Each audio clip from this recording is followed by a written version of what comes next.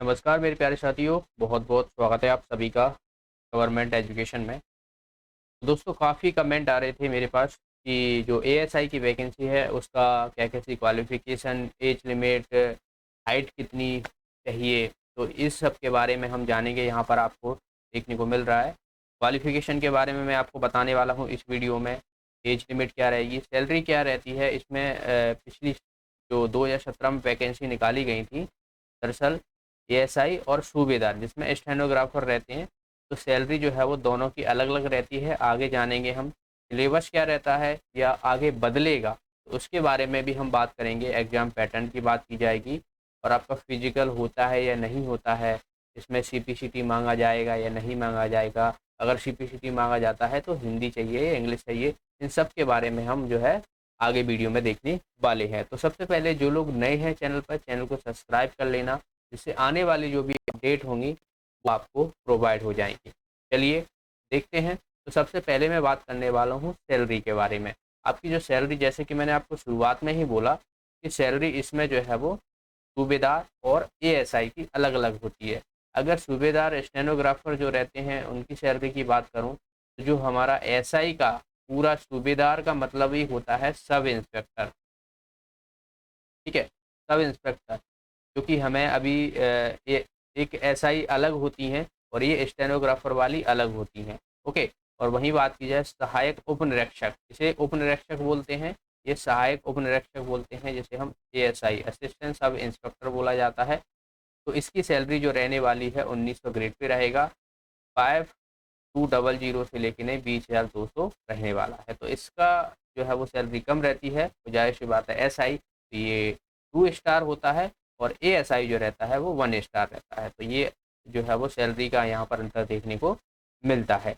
आगे बात करें तो अब हम बात कर लेते हैं क्वालिफिकेशन की। जैसे कि एएसआई की मैं बात करने वाला हूँ, सहायक उपनिरीक्षक की।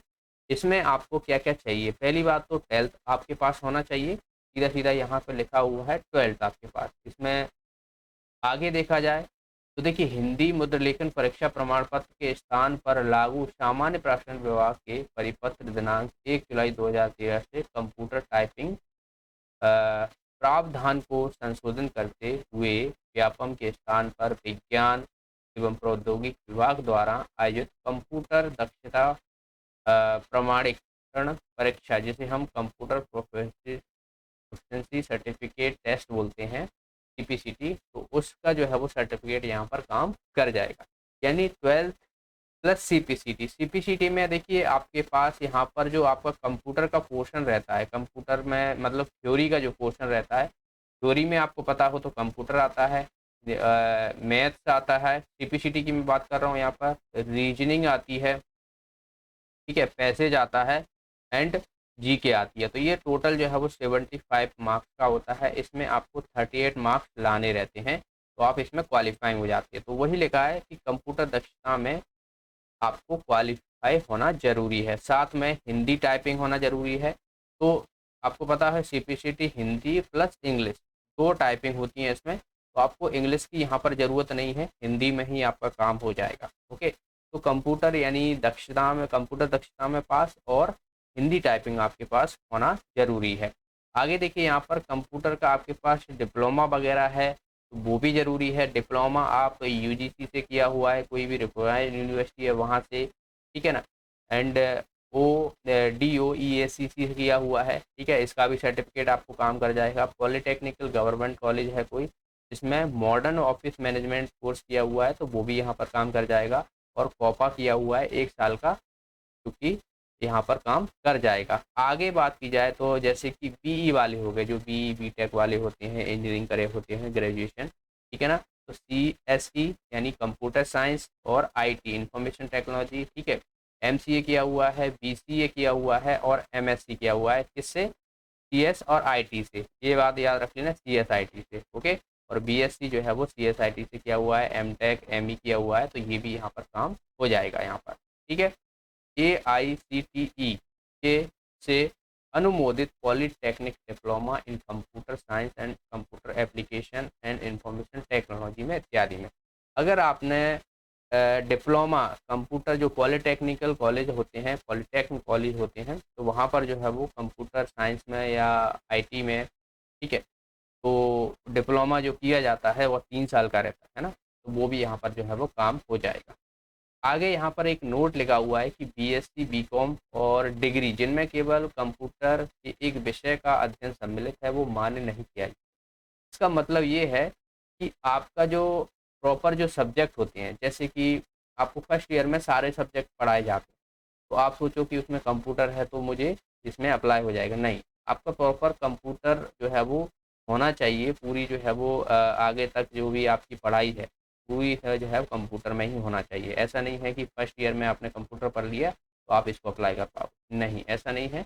ओके, तो यहाँ पे लिखा हुआ है कि केवल कंप्यूटर के एक विषय का अध्ययन सम्मिलित मान्य नहीं होगा, और भी सब्जेक्ट होती हैं। तो ये हो जाएगा हमारा किसका, एएसआई का। तो एएसआई का मैं बता दूं, 12th CPCT theory plus Hindi typing होना चाहिए, और कंप्यूटर का कोई भी डिप्लोमा हो, डिग्री हो, ठीक है, तो ये भी काम हो जाएगा यहाँ पर। आगे बात की जाए सूबेदार की।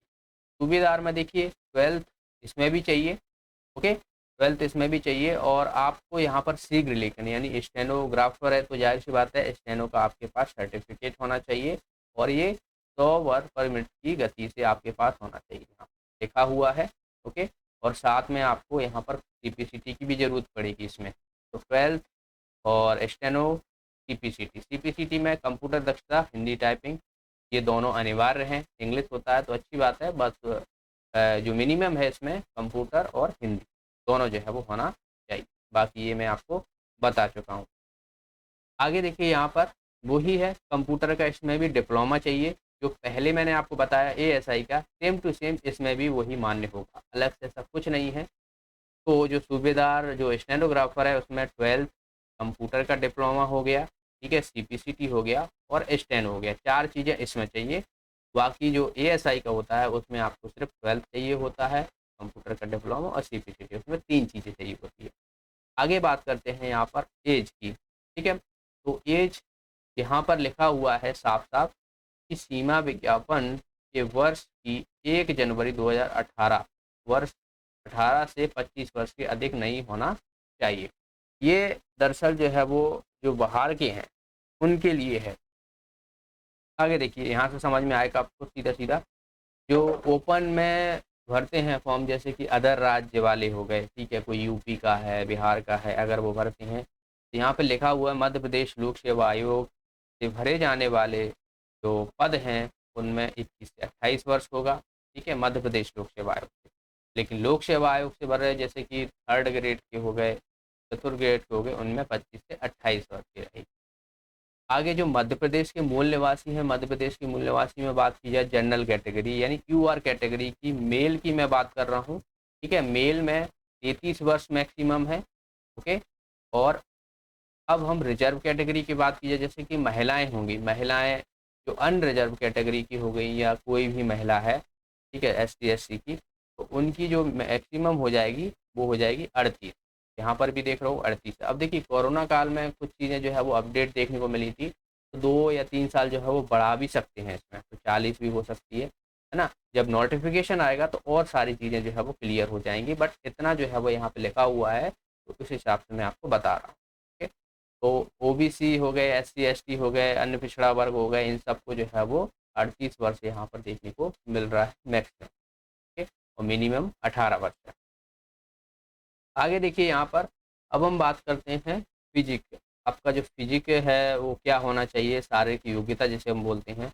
हाइट की बात की जाए तो पुरुषों के लिए 162 हाइट जो है वो यहाँ पर मांगी गई है, 162 सेंटीमीटर, और महिलाओं में 152 सेंटीमीटर जो है वो ऊंचाई में कोई भी छूट नहीं दी जाएगी, ओके।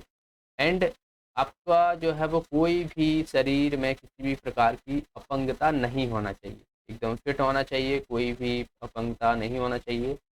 नोक, यहाँ पे देखिए नाखूनी नहीं होना चाहिए, फ्लैट फुट नहीं होना चाहिए, और आपकी जो आइस हैं उसमें देखा जाए तो आँख से संबंधित कोई रोग नहीं होना चाहिए। आँख की तीव्रता बिना चश्मे के बात की जाए तो 6/9, और दूसरी आँख की दृष्टि तीव्रता बिना चश्मे के 6/12 से कम नहीं होना चाहिए। जब आप इसमें सिलेक्शन होगा तो आखिरी में मेडिकल होता है, तो ये सब जो है वहाँ पर जांच होती हैं, ठीक है। और कलर ब्लाइंडनेस समझ में आना चाहिए। देखिए कलर ब्लाइंडनेस भी नहीं होना चाहिए, यहाँ पे लिखा हुआ है मुख्य रंगों का भेद करने में अभ्यर्थी को सक्षम होना चाहिए।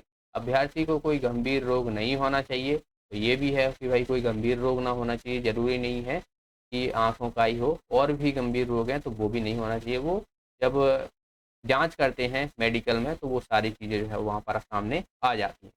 ओके, अब कुछ लोग सोच रहे होंगे इसमें फिजिकल में क्या होता है, फिजिकल होता है या नहीं होता है। तो भाई इसमें फिजिकल नहीं होता है, ठीक है। आपकी ना तो रनिंग होगी ना गोला फेंक, कुछ नहीं होना है। आपका एक पेपर होता है इसमें, वो भी ऑब्जेक्टिव रहता है, और बस आपको उसी के आधार पर मेरिट बनती है, और देन उसके बाद जो है वो आपका सीधा जैसे पटवारी हो गया तो उसमें जो है वो सिलेक्शन देखने को मिल जाता है, और सीधा सीधा जो है वो आपका फिर डॉक्यूमेंट वेरिफिकेशन, देन उसके बाद मेडिकल होता है, तो ये सब चीज़ें, और उसके बाद आपको पोस्टिंग दे दी जाती है। ओके, अब कुछ लोगों का ये भी मानना होगा कि सीपीसीटी हमें पहले चाहिए या बाद में चाहिए, ये भी डाउट रहता है, स्टेनो हमें पहले चाहिए या बाद में चाहिए। देखिए, इसमें आप जब फॉर्म भरोगे उससे पहले ही आपकी सारी चीज़ें ये कंप्लीट होना ज़रूरी है, ठीक है। सीपीसीटी अगर मान लो जैसे सितंबर में अभी नोटिफिकेशन जारी होता है, तो आप पहले से ही सीपीसीटी है आपके पास तो आप भर पाओगे। लेकिन फॉर्म भरने के बाद अगर आपने सीपीसीटी की हुई है और आप सोचो कि भर दूंगा और बाद में लगा दूंगा, तो वो फिर मान्य नहीं होगा। ओके, आगे अब हम सिलेबस की बात कर लेते हैं। ये सिलेबस 2017 का है, ठीक है। जनरली अभी कोई भी सिलेबस के बारे में इसका बदलाव नहीं देखने को मिला है, ना ही कोई ऐसा जो है वो नोटिस आया है, ना ही किसी ने जो है वो अफवाह ऐसा कुछ देखने को मिल रहा है। इसमें जो पिछली बार जो पूछे गए थे सामान्य ज्ञान जो मध्य प्रदेश का है उससे 25 क्वेश्चन आए थे, सामान्य हिंदी 25, 10 मैथ के क्वेश्चन है और 40 जो है वो कंप्यूटर के। आगे जब नोटिफिकेशन आएगा तो उसमें बदलाव होंगे या नहीं होंगे ये तो आने पर ही पता पड़ेगा। फिलहाल जो मेरे सामने है वो मैं आपको बता रहा हूँ। ओके, तो इतनी चीज़ें जो है वो देखने को मिल रही हैं, क्योंकि एएसआई और सूबेदार जो स्टेनो वाले होते हैं उनके लिए यहाँ पर सारी चीज़ें मैंने आपको बता दी। तो यही चीज़ें, अब फिर भी आपका कोई भी डाउट है तो आप मुझे कमेंट बॉक्स में पूछ सकते हो। वैसे सारी चीज़ें मैंने आपको बता दी हैं कि क्या क्वालिफ़िकेशन चाहिए, एज लिमिट क्या है, सिलेबस अगर बदलता है तो वो आगे चल के आपको पता पड़ जाएगा, मैं अपडेट कर दूँगा, ठीक है। एज लिमिट होगी, सैलरी क्या मिलेगी आपको, एग्ज़ाम का पैटर्न क्या है, फिजिकल होगा, सीपीसीटी पहले चाहिए बाद में चाहिए, ये सारी चीज़ें मैं आपको ऑलरेडी बता चुका हूँ। तो ये सारी के सारे इन्फॉर्मेशन आपके एग्ज़ाम के लिए काफ़ी इम्पोर्टेंट है, और आप जब ये वैकेंसी निकल जाएंगी तो मैं आपको नोटिफिकेशन में सारी चीज़ें प्रोवाइड कराऊँ। ओके, तो जो भी साथी नए हैं चैनल को सब्सक्राइब कर लेना, वीडियो अच्छा लगा वीडियो को लाइक कर देना, डाउट है कोई भी कमेंट बॉक्स में पूछ लेना, मैं डेफिनेटली आपका रिप्लाई करूँगा। ओके, मिलते हैं फिर नेक्स्ट वीडियो में आगे अपडेट के लिए। और अभी हाल ही में जो है वो मैं बताना चाहूँगा कि पुलिस का एमपीएसआई का जो 2 दिन से जो है वो न्यूज़ देखने को मिली, 2 दिन पहले भी न्यूज़ आई थी, तो उसमें जो है वो 600 पोस्टों की कहा गया था, ठीक है। और आज ही की न्यूज़ है उसमें 500 पोस्टों की कहा गया है। तो देखिए जब तक नोटिफिकेशन नहीं आ जाता है तब तक हमें कहना बिल्कुल भी सही नहीं रहेगा कि 600 आएँगी या 500 आएँगी, इसके आस-पास देखने को मिलेंगी। लेकिन आप देखिए कि ये न्यूज़पेपर वाले जो है वो हर 2 दिन में जो है वो इसकी अपडेट देते रहते हैं कि भाई अब आ रही हैं, अब आ रही हैं। लेकिन आप ये भी समझिए कि ये 2 साल पहले से चला आ रहा है, 2 साल से नहीं 3 साल पहले से चला आ रहा है। अखबारों में ही ये न्यूज़ देखने को मिली हैं। जब तक नोटिफ़िकेशन नहीं आ जाता है, कहा गया है कि सितंबर माह में यानी इसी माह में जो है वो देखने को मिलेगा। तो देखते हैं इस माह के लास्ट तक जो है वो नोटिफ़िकेशन आता है कि नहीं आता है। ओके, मिलते हैं फिर नेक्स्ट वीडियो में, तब तक के लिए चैनल को सब्सक्राइब, वीडियो को लाइक कर दीजिएगा। बहुत बहुत धन्यवाद।